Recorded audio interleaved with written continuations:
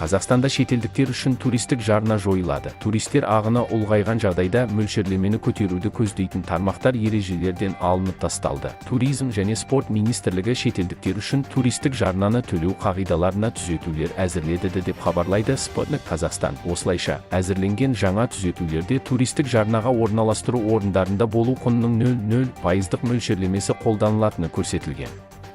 Қазіргі уақытта орналастыру орындарында туристік жарнаға 0,2-ден 0,5 АЕК-ке дейін, 690 теңгеден 1726 теңгеге дейін бекітілген мөлшерлемелер қолданылады. Сондай-ақ туристер ағыны ұлғайған жағдайда мөлшерлемені көтеруді көздейтін тармақтар ережелерден алынып тасталды. Бұйрық жобасы 6 қарашаға дейін қоғамдық талқылау үшін ашық НК сайтында орналастырылады.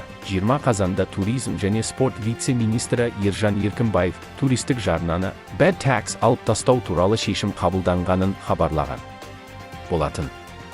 Себебі бұл отандық бизнеске де, шетелдік туристерге де қолайсыздықтар туғызады.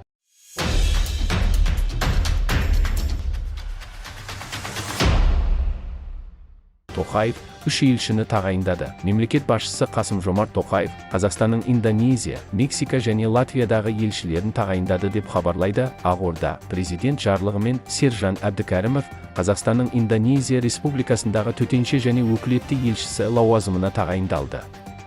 Тимур Пірімбетов Қазақстанның Мексика құрама штаттарындағы төтенше және өкілетті елшісі болды.